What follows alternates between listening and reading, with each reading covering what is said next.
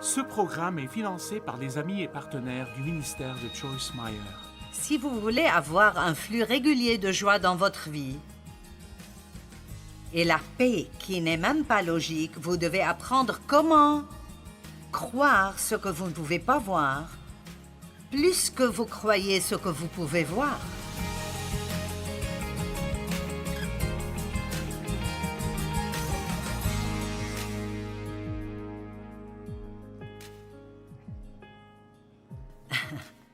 Apprendre à voir ce qui est invisible.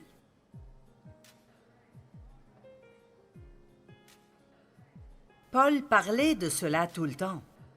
Et il a dit, avec tous les problèmes et les tribulations qu'il a eues, la raison pour laquelle ça ne le dérangeait pas et qu'il ne regardait pas ce qui était visible, mais sur ce qui est invisible. Quand vous avez un problème, au lieu de juste regarder le problème, vous pourriez y penser et voir avec vos yeux spirituels ce que Dieu est dans le processus de faire avec votre problème.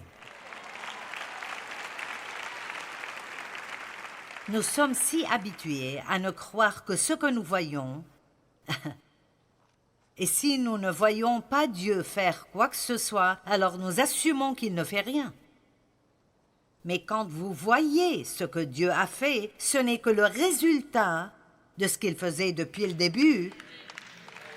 Et maintenant, tout d'un coup, vous le voyez. Quelque chose qui m'a aidé à travers ces dernières années est que si je commence à être découragée parce qu'il semble que je prie pour quelque chose depuis trop longtemps sans réponse, au lieu d'être déprimée, j'ai appris à dire, et j'essaye de le dire à haute voix, Dieu travaille. Si vous pouvez croire que Dieu travaille, même si vous ne le voyez pas ou vous ne le ressentez pas, la Bible dit que tant que nous croyons, Dieu continue à travailler. Donc dites, Dieu travaille dans ma vie. Maintenant dites ceci, Dieu travaille sur mon problème. Dieu travaille sur ceux que j'aime qui ne sont pas sauvés. Allez.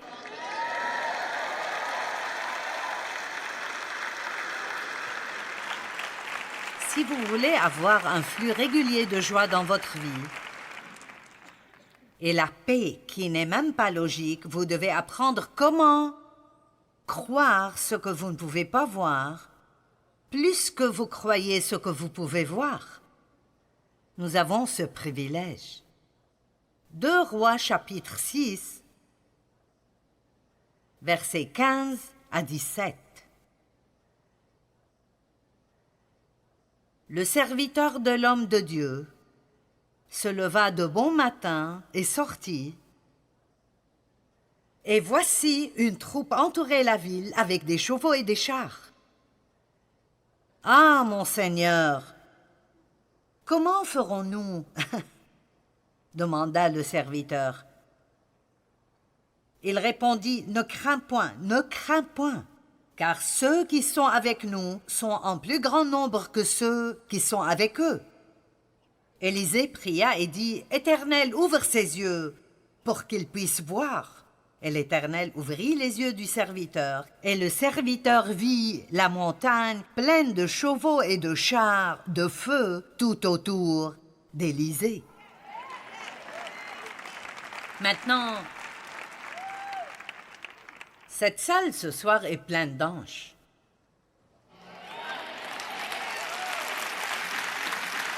Mais tout ce dont nous ne prenons pas conscience, nous le manquerons. Donc, je suis heureuse que Dieu m'ait mis sur le cœur d'enseigner sur cela parce que ça m'a vraiment aidée. Juste parce que je l'étudiais comme je prends du temps régulièrement pour penser à ce qui arrive que je ne peux pas voir. Si vous regardez trop longtemps les mauvaises choses, vous vous déprimerez encore et encore. Je regarde les nouvelles juste pour voir si quelque chose est arrivé que je devrais savoir. Mais si c'est assez important, ce sera la première ou la deuxième chose sur mon téléphone et je ne peux pas aller plus loin. parce que ça empire vraiment après cela. C'est juste vraiment... C'est tellement mauvais que c'est juste... Eh bien, je n'en dirai pas plus. C'est juste aussi mauvais. Ce n'est même pas considéré comme méritant d'être imprimé. Mais nous pouvons regarder au-delà de ce que nous voyons et réaliser, mon Dieu, il y a de bonnes choses qui arrivent. Par exemple, Jésus a dit, « Je reviendrai et je vous prendrai avec moi, afin que là où je suis, vous y soyez aussi. » Donc, alors que vous profitez de votre temps maintenant, Jésus décore votre maison.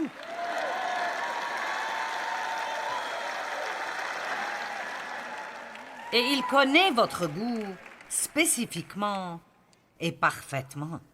Amen.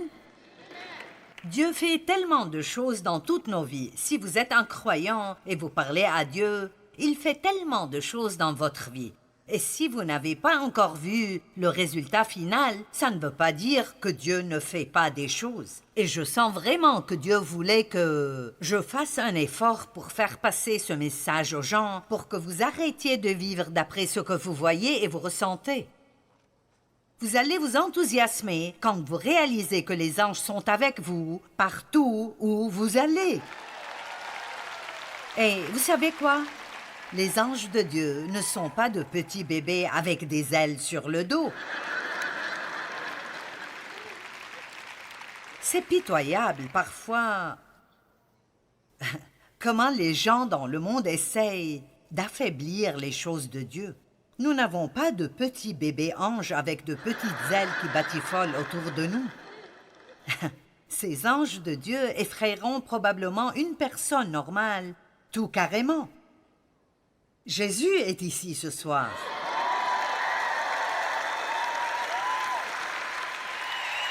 Parce qu'il a dit, quand 2 ou 3 sont réunis en mon nom, je suis là au milieu d'eux. Donc il est partout dans les allées de cette salle. Et Dieu le Père est ici, et le Saint-Esprit est ici.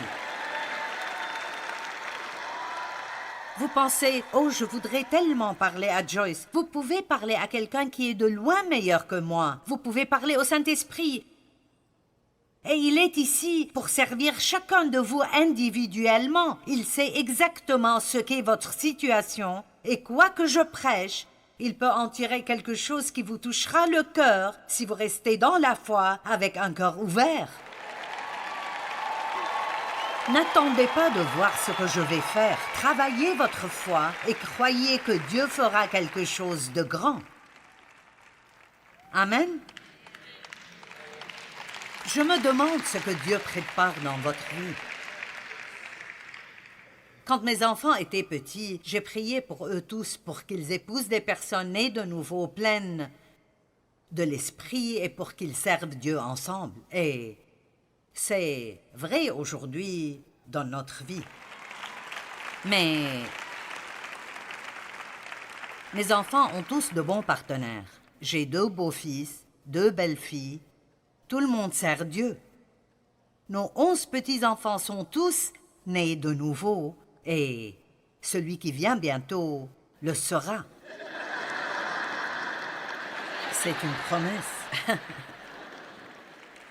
Et donc, les choses pour lesquelles vous priez tôt dans la vie de vos enfants, vous ne les verrez peut-être pas arriver. Il peut sembler qu'un enfant va dans la direction totalement opposée. Mais n'arrêtez pas simplement de croire parce que vous ne recevez pas une réponse aussi vite que vous le voulez. Amen. Prenez juste la décision. Je vais continuer à croire, quoi que soit le temps que ça prend. Je vais continuer à croire, quoi que soit le temps que ça prend. J'ai dit, nous continuerons à croire.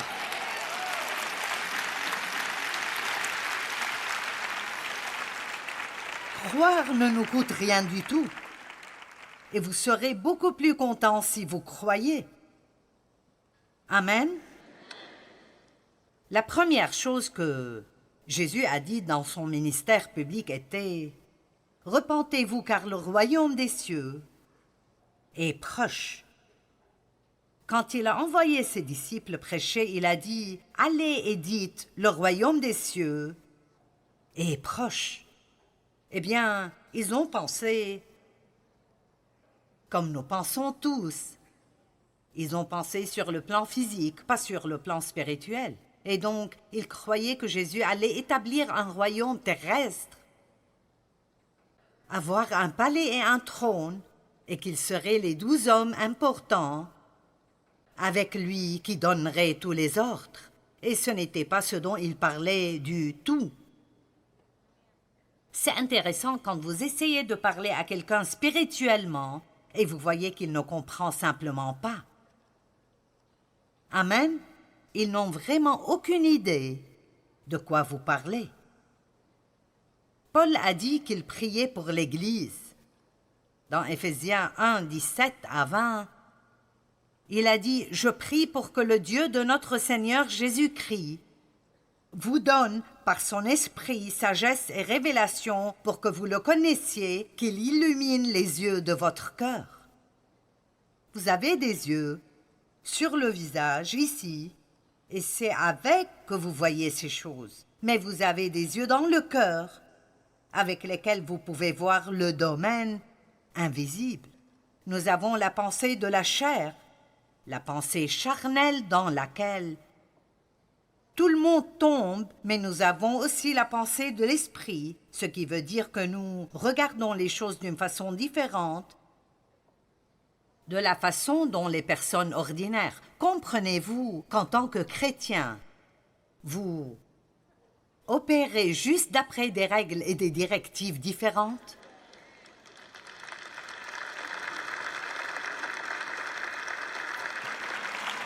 Peut-être pas tellement. C'est pour cela que nous sommes là.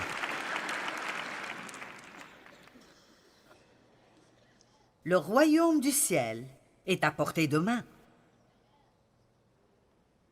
Il y a un véritable royaume qui vit autour de nous, mais il est invisible pour nos yeux naturels. Cependant, il n'est pas invisible pour nos yeux spirituels. Vous voyez, je sais... Ceci va plus loin que de juste croire. Je sais que Jésus est mort pour moi. Et je sais qu'il est ressuscité d'entre les morts et qu'il siège à la droite de Dieu le Père. Je sais cela. Je ne l'ai jamais vu. Mais je donne ma vie entière. Ma vie entière, la seule que j'ai, je la donne. Je donne ma vie entière à cette croyance en quelque chose que je ne peux pas voir de mes yeux naturels, parce que je vois cela si clairement dans mon cœur, parce que je sais ce que Dieu a fait dans ma vie. Allez!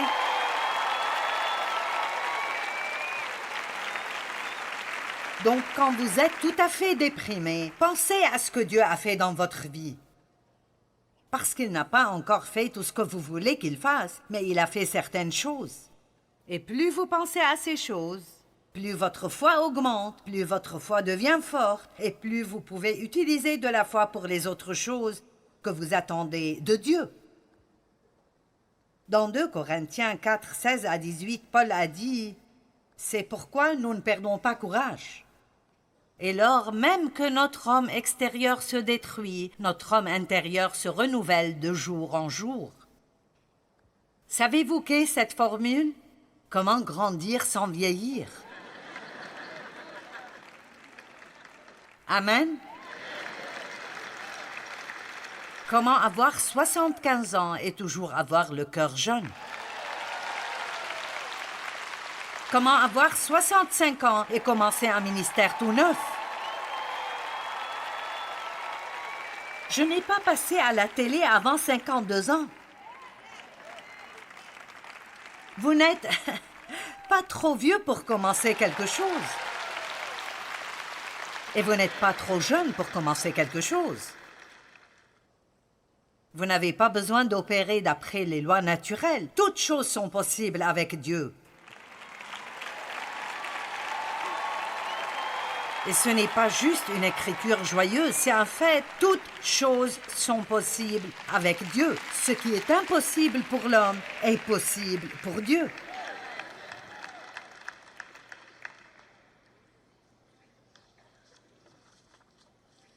Paul continue, car nos légères afflictions du moment présent, je veux dire, Paul est battu, il est en prison, il a faim et il dit, cette légère affliction du moment présent.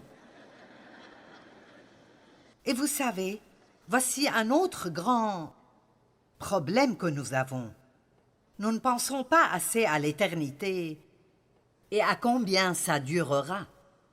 Et donc, vraiment, n'importe quel problème que vous avez maintenant est un truc momentané comparé à combien durera l'éternité. Ça semble être un temps vraiment très, très long. Et ceux d'entre vous qui sont des croyants nés de nouveau, vous vivrez pour toujours dans un bon endroit. Tout le monde vivra pour toujours, mais pas tout le monde vivra au bon endroit. Nos corps deviendront de la poussière et ne seront plus, mais il y a une partie de nous qui durera pour toujours, notre esprit et notre âme. Et nous devons passer notre temps maintenant à préparer pour ce temps, parce que nous serons là-bas beaucoup plus longtemps que nous serons ici. Vous m'entendez? C'est pourquoi c'est important d'investir dans le royaume de Dieu, parce que ce que vous investissez dans le royaume, le temps, l'argent ou le travail dur, ça vous amènera toujours de grands résultats dans votre vie. Nos légères afflictions du moment présent produisent pour nous un poids éternel de gloire, parce que nous regardons non point aux choses visibles, mais à celles qui sont invisibles, car les choses visibles sont passagères. Marquez ce mot. Et les choses invisibles sont éternelles. Le problème que vous avez maintenant est actuellement sur son chemin de sortie. Ça finira. Ça arrivera à une fin. J'ai appris comment faire cela et ça m'a vraiment aidé. Quand j'ai un problème qui semble rester depuis trop longtemps. Et c'est déboussolant si vous y pensez de savoir que Dieu pourrait faire quelque chose et ne pas comprendre pourquoi il ne le fait pas. C'est pourquoi parfois vous pensez beaucoup trop et vous vous donnez des problèmes. Je suis sérieuse. Parfois vous devez juste dire qu'est-ce qui est dans mon cœur. Je ne comprends pas pourquoi j'ai toujours ces problèmes et pourquoi Dieu ne m'a pas encore guéri de cette maladie, mais je sais qu'il m'aime. Je sais que je suis sauvée. Je sais que je vais au ciel. Pensons à ce que nous savons et ne nous perdons pas à cause de ce que nous ne savons pas. Et le diable aime venir et nous faire penser à des choses, et plus nous y pensons, plus elles nous rendront confus. Je vous donne un exemple. Je lisais dans la Bible et j'ai commencé une nouvelle Bible, donc j'ai commencé à la Genèse. Et j'ai vu que Adam et Ève avaient 2 enfants, Caïn et Abel.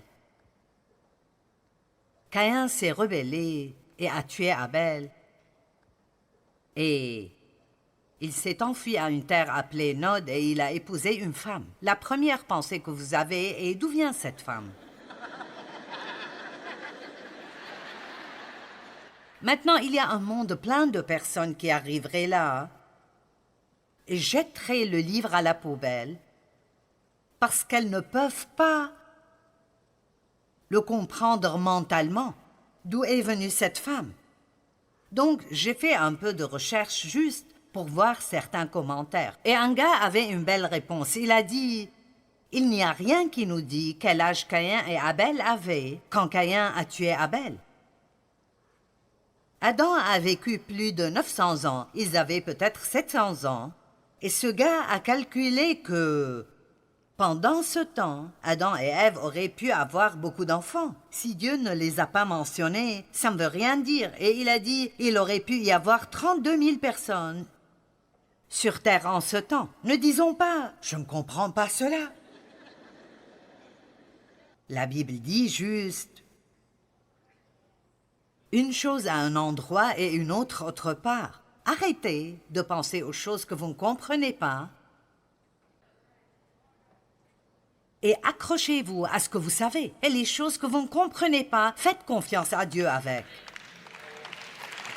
Vous savez juste, je n'abandonne pas ma foi. C'est tout ce que j'ai et je ne l'abandonnerai pas pour quelque chose que je ne comprends pas.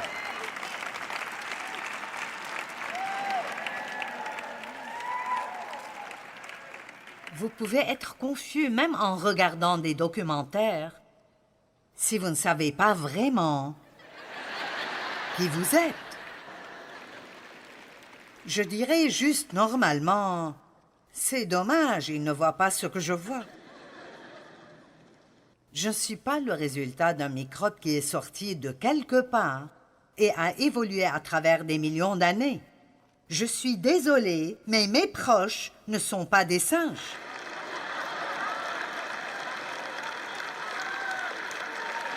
Les gens sont juste perturbés. Si vous pensez que vous êtes un accident, une sorte de Big Bang, et vous voilà des millions d'années plus tard, alors ça ne vous donne aucune valeur. Mais si vous savez que vous avez été créé par Dieu et qu'il a un objectif et un plan pour vous, vous dites, mais ils peuvent prouver l'évolution, on ne peut pas prouver Dieu. Non, l'évolution est une théorie. Et il l'appelle une théorie. Et je vous dis quoi? Je ne suis pas la personne la plus intelligente, mais je préfère être insensé pour Christ.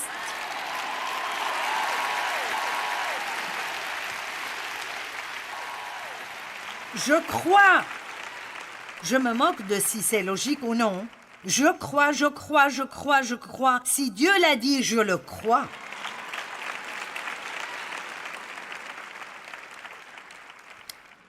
Même les pensées opèrent dans ce monde spirituel. Les choses que vous pensez, vous ne pouvez pas les voir, mais elles affectent votre vie.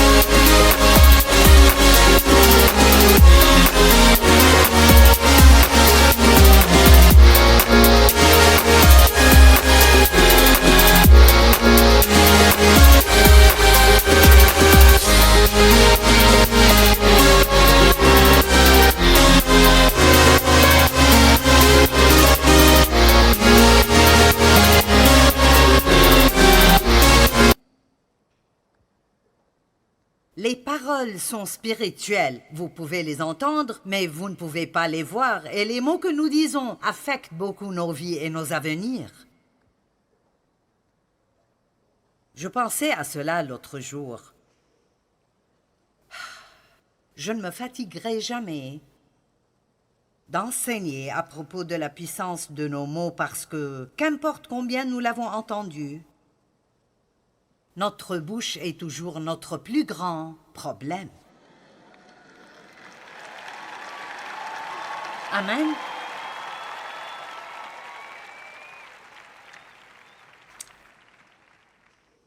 Maintenant, si un homme ne naît de nouveau, Jean 3, 3. En vérité, je te le dis, si un homme ne naît de nouveau, il ne peut voir le royaume de Dieu. Vous ne pouvez pas le voir. Si vous priez pour un non-croyant, dites « Seigneur, ouvre les yeux de leur cœur. » Parce qu'ils sont juste trompés, ils ne le voient pas. Ils ne le comprennent pas parce que Satan a aveuglé les yeux des non-croyants pour qu'ils ne puissent pas voir le royaume de Dieu. Donc la seule façon de voir le royaume est d'être né de nouveau. La prochaine fois que vous vous sentez stressé ou inquiet, rappelez-vous, il y a un royaume invisible, le royaume de Dieu. Et même si vous ne le voyez pas travailler, je vous assure qu'il travaille.